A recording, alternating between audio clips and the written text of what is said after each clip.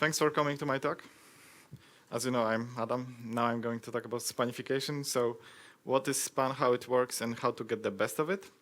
But before I do that, I would like to introduce to get us some common understanding of how memory works in .NET and what are the available options.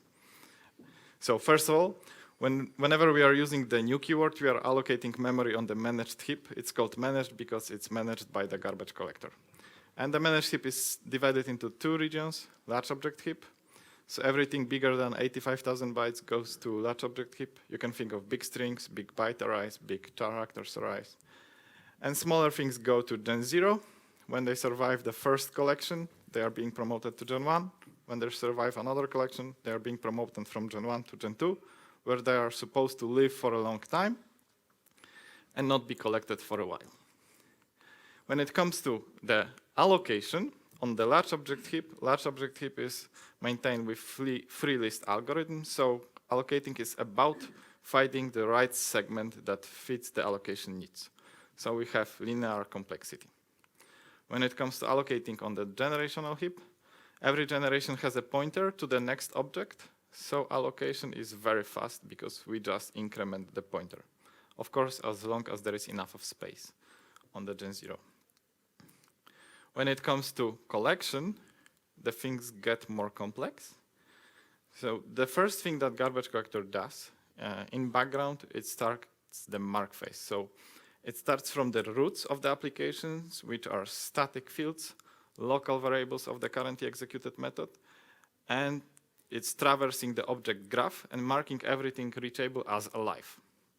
In the second phase, which is blocking, it's cleaning up the memory of everything that wasn't marked as alive. And in the third phase, garbage collector might decide to compact the memory to prevent from the fragmentation of the heap. And this is important because in this phase, garbage collector is updating all of the pointers because they are now being moved. There is one interesting dependency. Large object heaps are born as generation 2 objects, and whenever we run out of space in Gen 2, garbage collector is cleaning up Gen 0, Gen 1, Gen 2, and large object heap. This is called full garbage collection, and this is something that we should try to avoid. And everything that I just said was true for Workstation mode. And when it comes to ASP.NET Core applications or applications hosted on IIS, the default mode is server mode. And in this mode, GC has a dedicated heap per every CPU. And what happens when GC runs out of space in one of them? It cleans up all of them. So one for all for one. And the garbage collector in .NET was designed in the days where big monolithic applications were a thing. Recently, microservices are becoming more and more popular. So as you can imagine, if we have like 100 microservices running on the same machine, and there are ASP.NET Core apps, we don't want each of them to have their own dedicated heap. I'm looking at Mark now because I know that at Stack Overflow they have run into issues with that. So Maoni Stevens, the lead software engineer for garbage collector, has written 2 blog posts about how to configure GC for the microservices scenarios. And I have a good news for you. With .NET Core 3.0, we are coming with a better default settings. And the sizes are going to be more adjustable to microservices and constrained memory scenarios.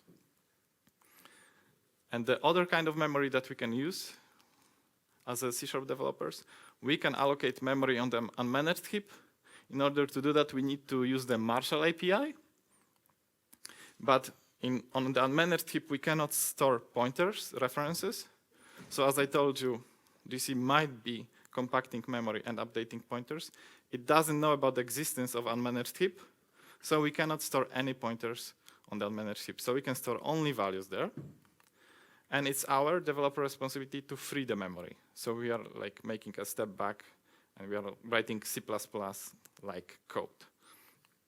And also we can run into fragmentation issues because there is no smart mechanism that would prevent from fragmentation on the unmanaged heap. And the third, last kind of memory that we can use on .NET, we can allocate memory on the stack. So we can allocate memory using the stack alloc keyword. One very important thing, when the method ends, the stack is being unwinded, and the pointer to the method is no longer valid.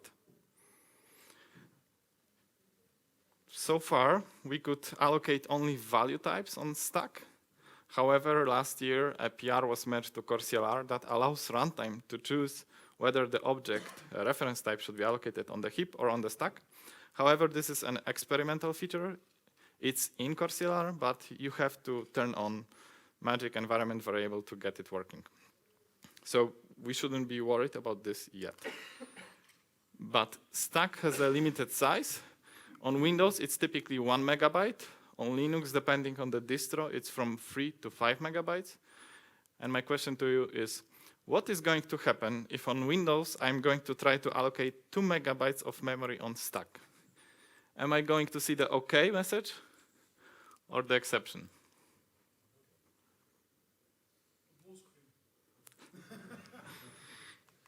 Almost. So when we run out of memory on the stack, we get stack overflow exception. And because there is no enough space on the stack to execute any code, the catch block cannot be executed. And the process is just crashing. So this is very important. And this is why if you go to CoreFX or CoreCLR, we are always very careful about adding stack alloc usage to the code.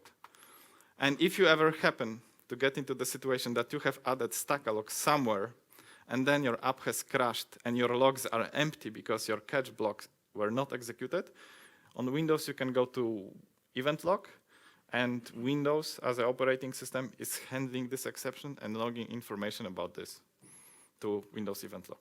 Unfortunately,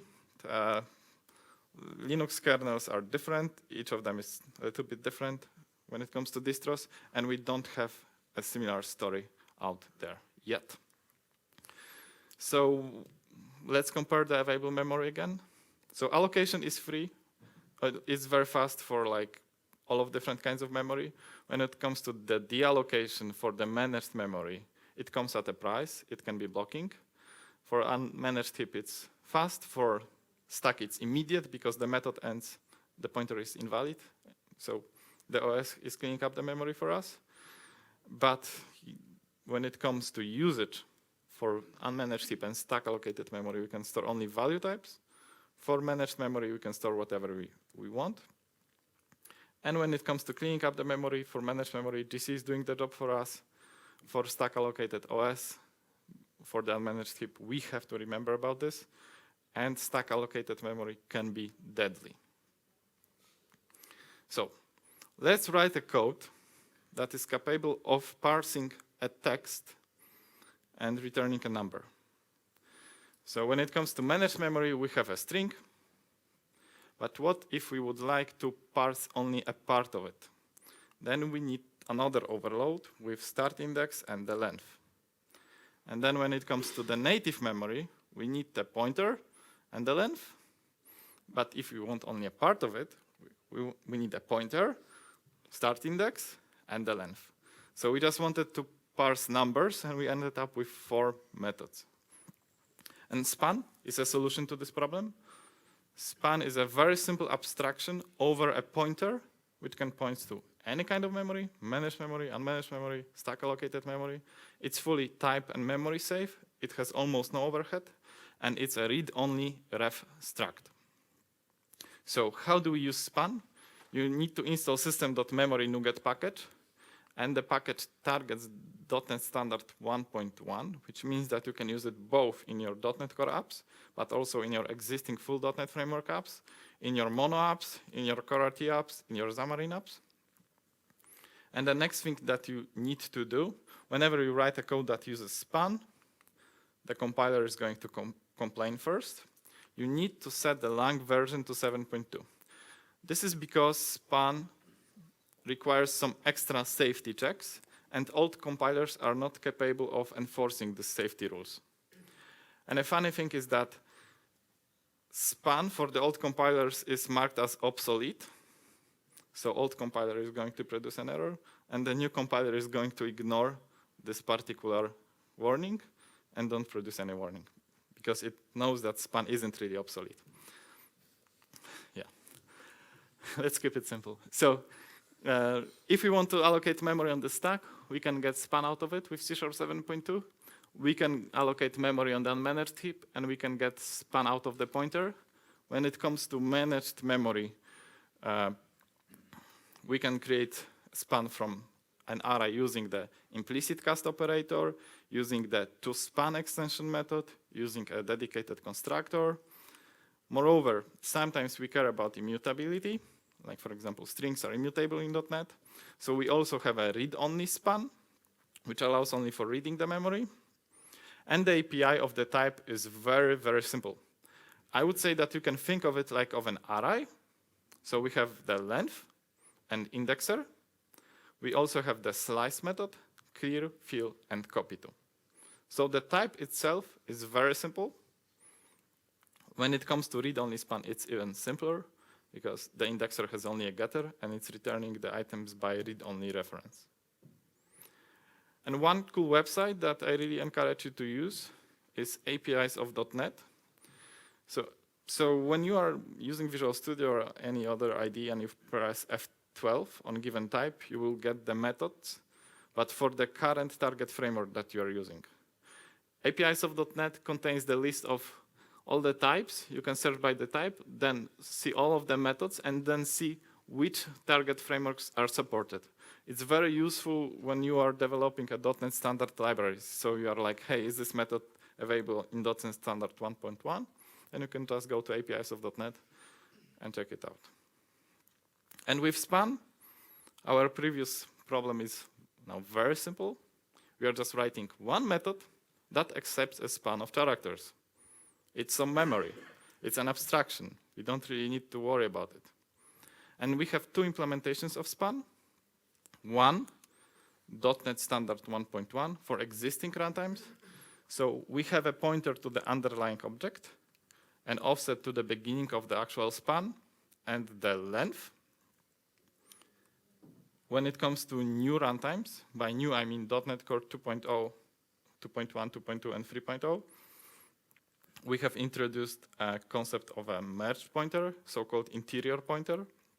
So it points to the place where we really care about. We don't have the pointer and offset anymore.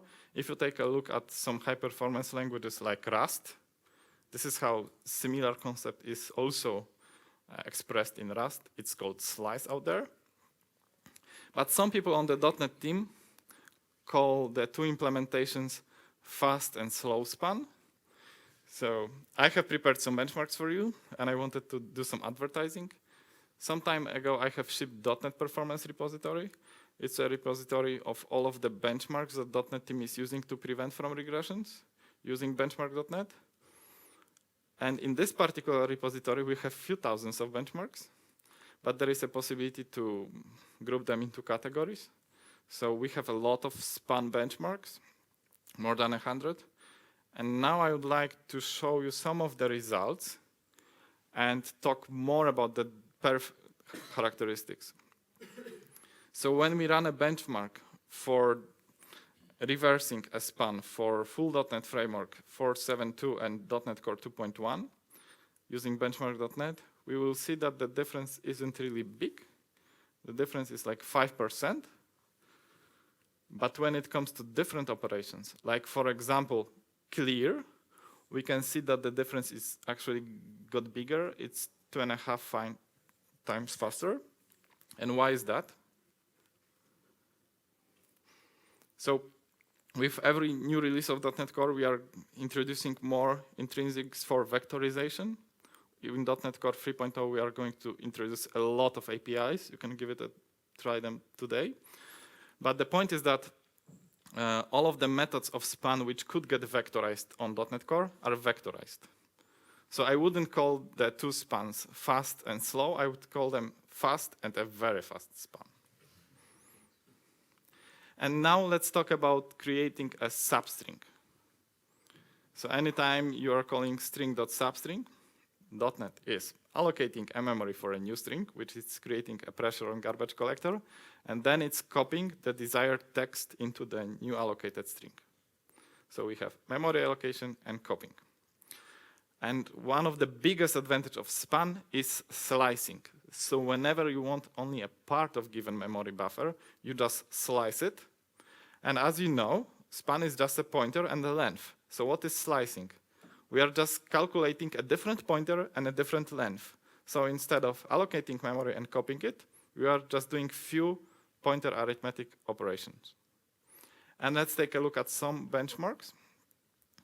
In this particular benchmark, we are comparing substring versus slice for two test cases. The first one is text substring versus slice.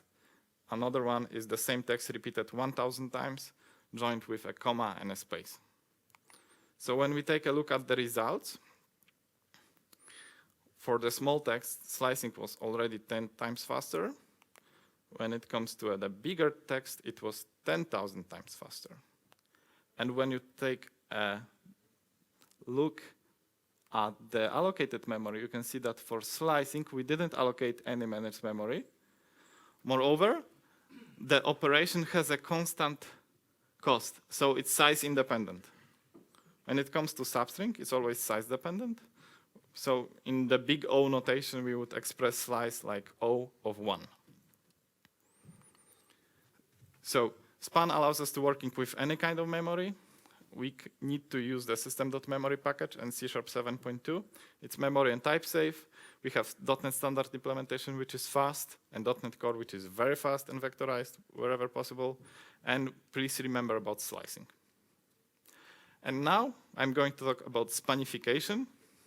So some time ago, I was assigned to improve the performance of ML.NET, which is the machine learning library for .NET. And in machine learning, the first thing that we always need to do is to train our model based on some data.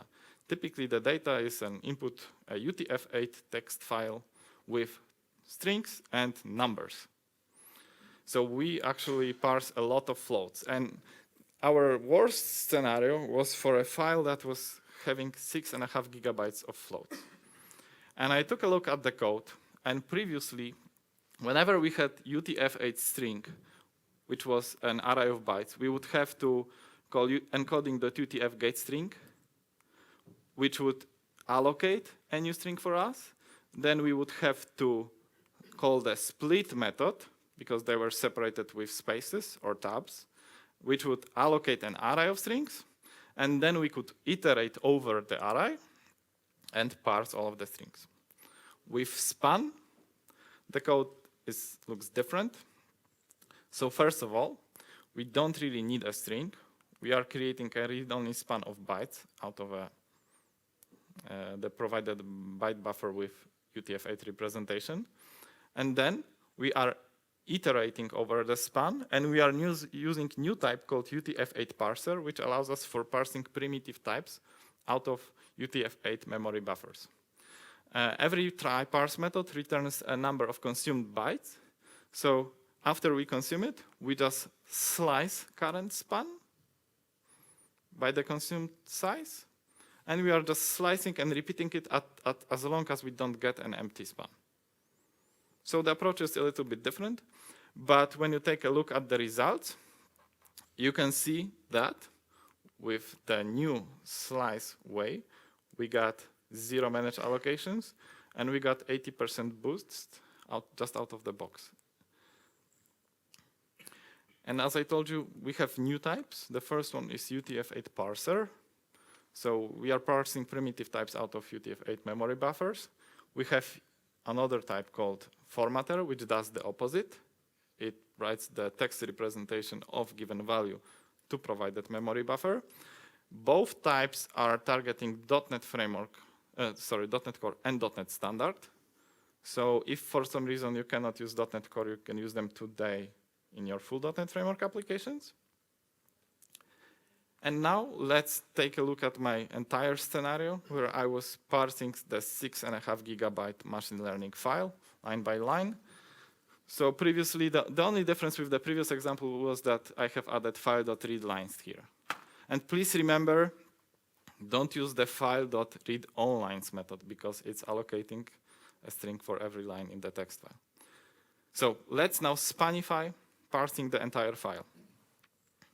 So the first thing we will see is that the file stream doesn't offer to get us a span for every line out of the box. So we need to create a file stream and allocate a memory buffer, and then use the file stream.read to read the bytes from the file into the memory buffer that we have provided. The next thing we do, we create span out of it, and we have to manually search for the index of the end of the line. And as you can see here, I'm using the index of method. Once we get it, we just slice the span. So we take the entire line, pass it to the parsing method, and we slice it again to consume the span. And for the purpose of this presentation and the simplicity, I have decided to just, after we get to the end of the last line that we could parse, we are just setting the position of the file stream to the last line that we were able to parse. So the difference, when we take a look at the results, is 72 gigabytes of memory for this particular text file. And this is the real code from ML.NET project. So as you can see, by using span, you could get rid of a lot of allocations. And the code got 25% faster. And as I told you, I was using the index of method, but it wasn't part of Span API. So the funny thing is that when you start working on the .NET team, you see the new things different. And just to give you an example, adding a new method to a public type is considered to be a breaking change. For example, some time ago, Shai has added new methods to one of the ADO.NET types, and it turned out that there was a code in entity framework that was getting the list of all public methods and generating some code for them. So this is why adding a new public method to existing public type is considered a breaking change. So this is why we decided to not add these methods to span, but just an extension methods of span. So we can add more extension methods anytime we need without breaking anything. So we have a lot of cool extension methods. All the common types like array, string have extension methods like asMemory, asSpan. The span itself has binary search, compare to, contains, copy to, index of any. When you take a look at trimming will be not allocating anything because we will be just calculating a new pointer and a different length if there are some white space characters at the beginning. We have overlap method, reverse, and sequence compare to. What is important? All of these methods are vectorized for .NET Core. I'm not sure if you have seen the blog post from Bing when they have moved to .NET Core. They got a huge boost, like 40% better performance, only because they have ported to .NET Core, and things like index of, for example, is vectorized, and they've been using it a lot. Yes? I see reverse. Does reverse allocate memory, or is there some underlying? It's reversing in place. So it's modifying the content of your span. Okay, so it doesn't know. Yeah. And also, to me as a .NET developer, having all of the new vectorization intrinsics in .NET Core is like a new exercise, because when you try to write a vectorized code, you need to think of in a different way. Like you're not trying to access one element at a time, but 4 or 8. You need to handle all of the edge cases. So it's also always a new exercise. But with span, everything is covered in these methods, and it just works out of the box. And let's take a look at the code again. And what could be improved here in terms of performance?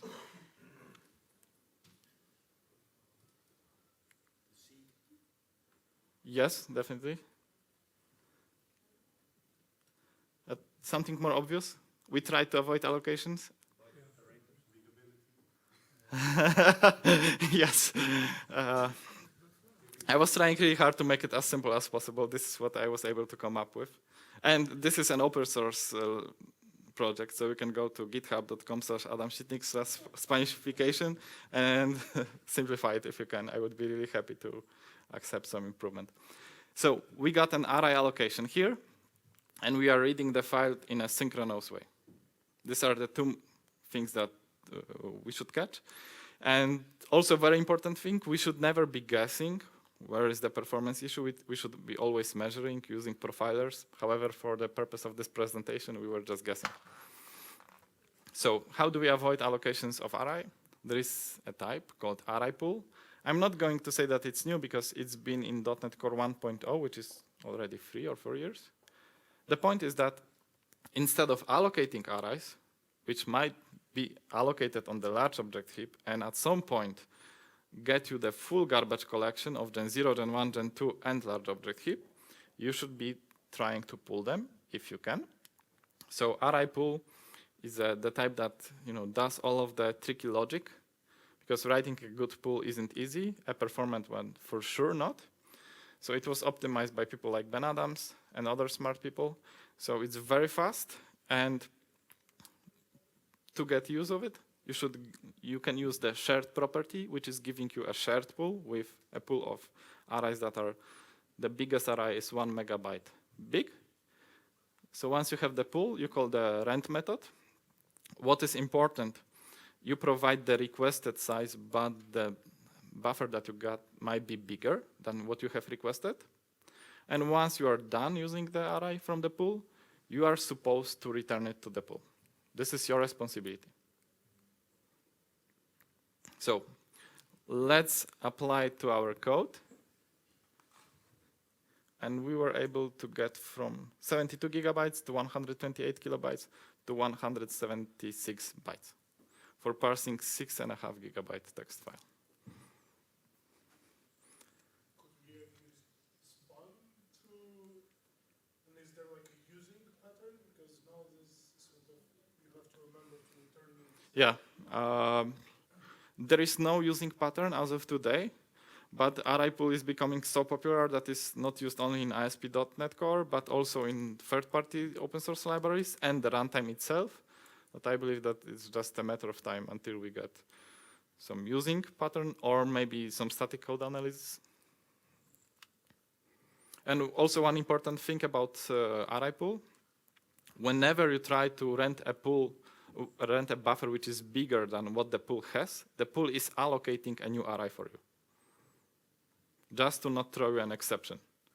So in the best case scenario, you are renting memory and you are having a free lunch. In the worst case scenario, you are allocating memory, but it's still fine because your application still works. And array pool has some ETW event providers, and it's emitting a dedicated event when this happens. So when you attach purview or anything else that uses ETW, you will see new array pool events.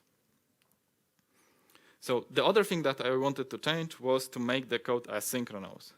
So instead of returning a float, I have replaced it with async task of float. And instead of doing filestream.read, I have replaced it with await filestream.read async. I tried to compile it, and I got an error saying, parameters of local of type read-only spite of byte cannot be declared in async methods or lambda expressions. So, as I told you, span is a ref struct. What it means? It's a stack-only type. Why is it stack-only? So span can point to stack allocated memory. And as you know, when the method ends, the pointer is no longer valid. So the lifetime of span is limited to the lifetime of the method. And to get a safe concurrency model, we have decided to make span a stack-only type, and as you know, only one thread can access its own stack at the time. So you don't need to introduce any synchronization concepts, any locking. It also has short lifetime, which means that DC don't have to track all of the interior pointers for a long time because they are short-living, because they are living as long as the method lives. However, it means that span and any other read-only stack-only type cannot be stored on the heap. So things like having a span field in a class are prohibited. Moreover, span cannot be used in asynchronous methods. And why is that? Async await is just a syntactic sugar. What C# compiler does, it emits an async state machine builder, which builds async state machine, which is, instead of doing async await, it's doing continue with and all of that stuff that we used to do in .NET 10 years ago with tasks. And it might decide to store the parameters or the result or anything on the heap. So this is why it's prohibited. But don't worry, we have a solution for this problem. There is another type called memory. And to tell the long story short, I would say that it can point only to managed memory. So it cannot point to stack allocated memory. So it can point to a string, an array, or for the advanced scenarios, something that implements an own memory interface. And so it's a wrapper for managed memory. And whenever we need the span, we call the .span property in the synchronous method. So if we take a look at our code again, you will see that here, I got the await. I'm reading it to the byte array. And then I'm creating a read-only memory, which is just wrapping this memory in this asynchronous method and sending it to a synchronous parse block method. And in this method, I'm just calling .span property, and I'm having a span, and I'm able to use it again in a safe way. So this is how you spanify your code. And in .NET Core 3.0, memory and span got really well optimized, and I believe that we have reached a point that they cannot be any longer optimized. So this doesn't really have any overhead because read-only memory is also a struct.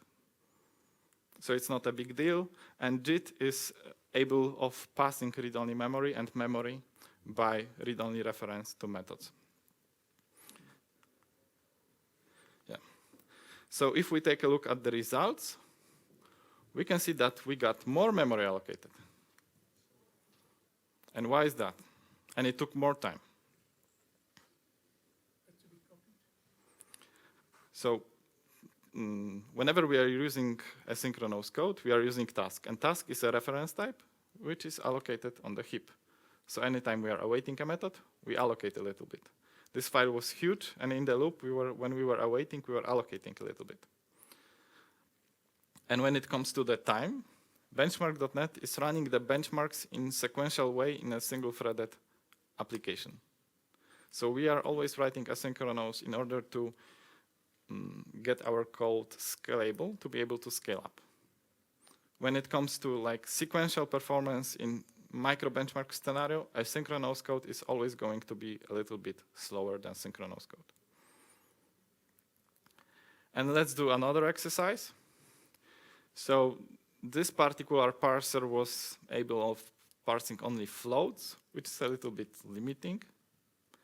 So let's say that I would like to have a generic parser where I'm just providing a path to the file and a function that gets the line and gives me the T.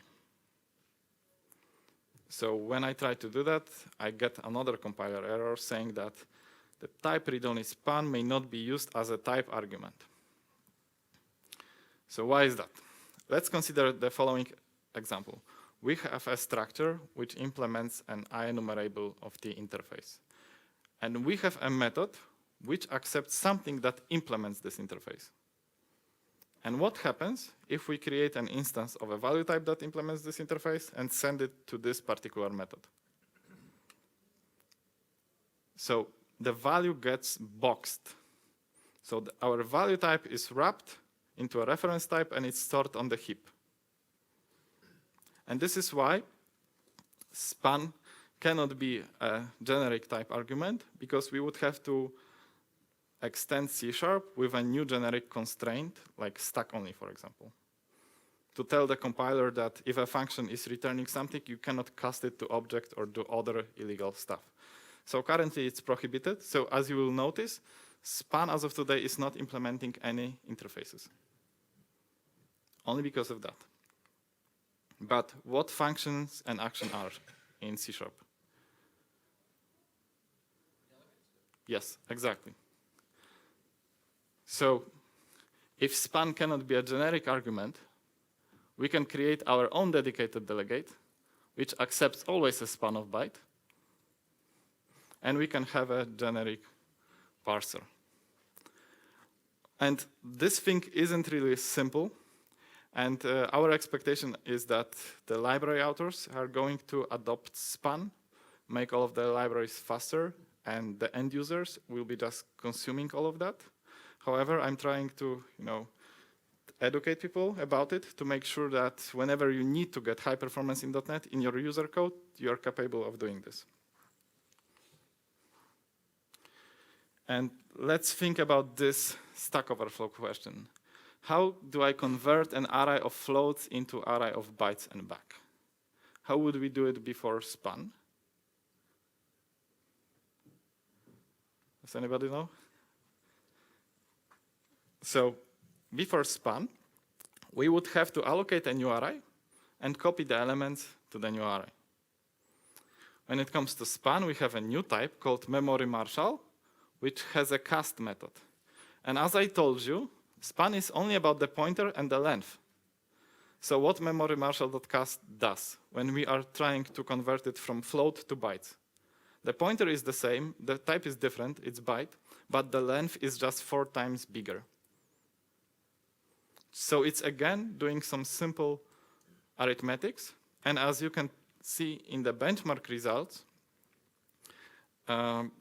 casting is much, much faster than just allocating a new array and copy all of the elements. And when you take a look at the number, like here I had 4 elements and here 1000, and the cost of cast was always constant. It's less than a nanosecond. And it's not allocating any managed memory. So it's another cool, shiny thing to use. And it's not everything. Memory Marshal has another cool method called read. Are you familiar with the concept of memory layout in structures in C#? So by default, the compiler and the runtimes lays the memory of the fields in the way that they were just defined by the user. But we can also ask for explicit memory layout. This is very commonly used when we are working with some C++ code, which expects some unions with an exact memory layout.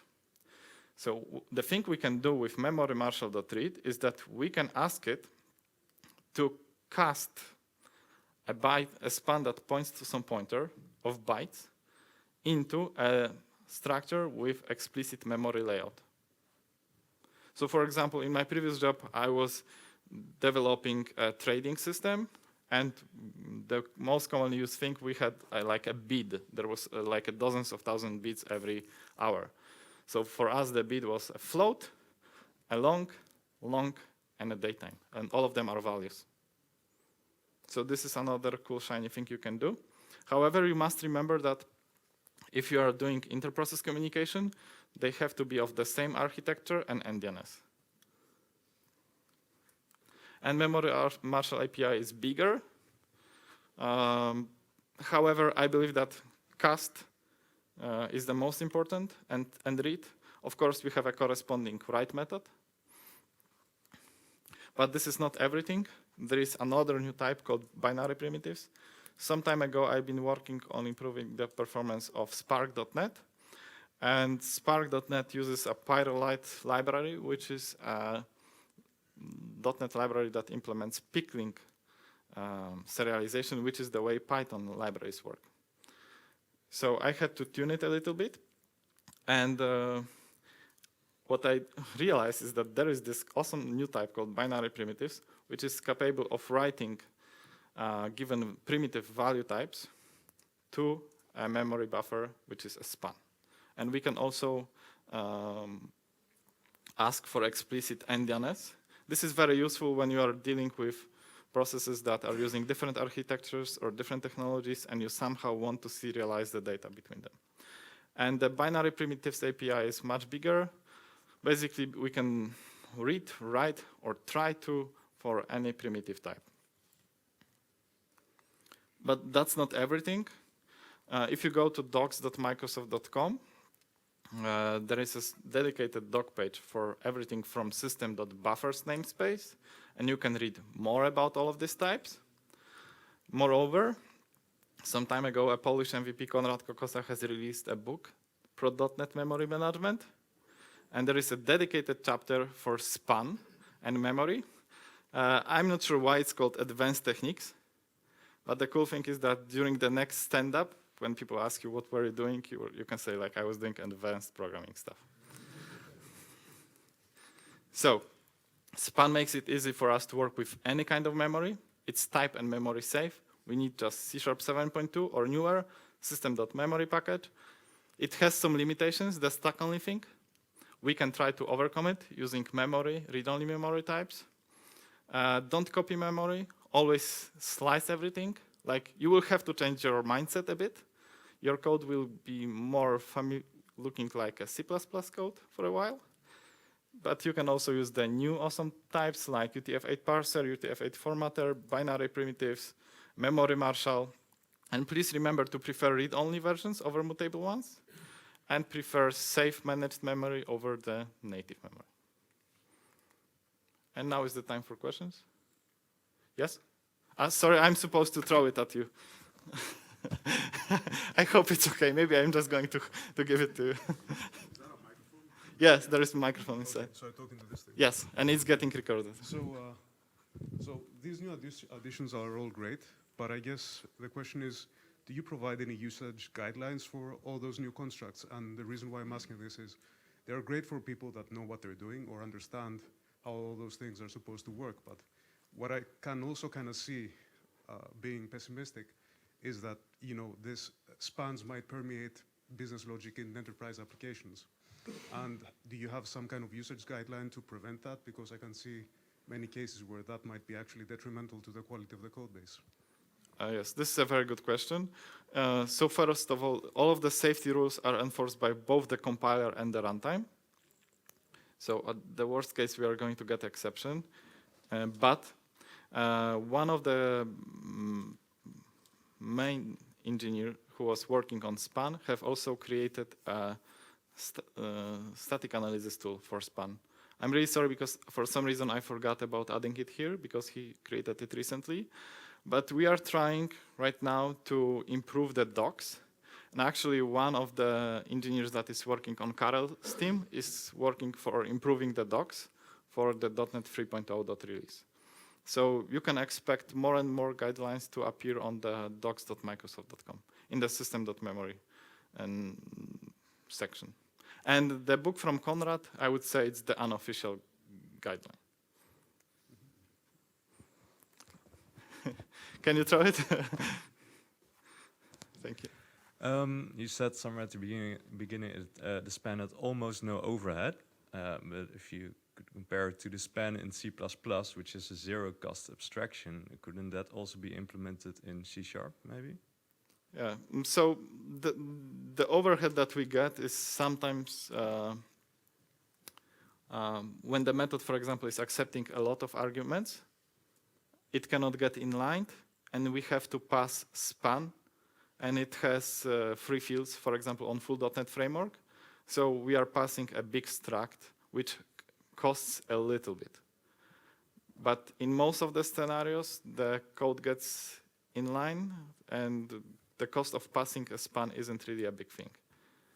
But it has really almost no overhead, and we've been trying to compare it with C++ and Rust. And I believe that for the most common scenarios, we got there. If you ever run to a scenario that you believe that something is wrong and we are not doing the best job, you can create an issue in CoreFX or CoreCLR and just tag me or just wait until you get a response, because we are really eager to get more user feedback. And what I have learned after I have joined Microsoft as an ex-customer is that Microsoft is really using for use cases and business cases. So if somebody creates an artificial example of like, hey, I was able to think about this and come up with this example, that doesn't work as performant as it could. It's not as useful as a person saying that, hey, I'm writing this application, hosting it in Azure, I've been profiling it, and here is the problem I'm having. So we are really looking forward into good feedback about span. Any more questions? Okay. Okay, maybe let's throw it here. And you will be next. Thank you. Are there some new types coming in .NET Core 3 that relate to using span? Well, that give you the span benefits when working with UTF-8 strings? So, Karel, are you here still? So, as far as I know, we are not going to ship UTF-8 string as part of .NET Core 3.0 release, but we will ship already a lot of helper classes. And when we were working on UTF-8 string, a lot of types, including the system.encoding, got already optimized. So we are not going to get the new type yet, but all of the existing APIs that are using encoding are already faster, and they got vectorized as well. And if you would like to give a try to string UTF-8, it's not a part of our preview. You can search on the GitHub in CoreFX. We have a dedicated CI feed with a dedicated package for the installer with the string UTF-8 enabled and being part of .NET Core. But we are really looking forward into getting some feedback from the customers. So if string UTF-8 would be an important thing to you, we would be really happy to get more feedback about this. It would be great if you'd give it a try. Okay, thanks. Okay. Thank you. Okay. Who wanted to ask a question? Okay. I'm sorry, I'm not going to throw it. I'm just afraid. Okay, it's a simple one. I just want to know if read-only a span of char to a string produce allocation? Yes. And we have to do it because we don't know where the pointers come from, because it could be stack allocated pointer, pointing to a memory that would be unwinded when the method ends. So we have to actually create a copy of it. However, I know that we recently added string.create method that I believe that when it points to managed memory, it will not create a copy and allocate. So for some, But I would have to check it out. I can get back to you after the presentation. because I saw in the sample you were doing some kind of substring with, but I never saw it going back to a string. Yes. It was returning again, but then when Yes. you use it, most likely it will be a string if Yes. you want to show it. Yes. So we are typically doing this only in the one direction, like from string to span. Okay. So thank you very much for all your questions and attending my talk.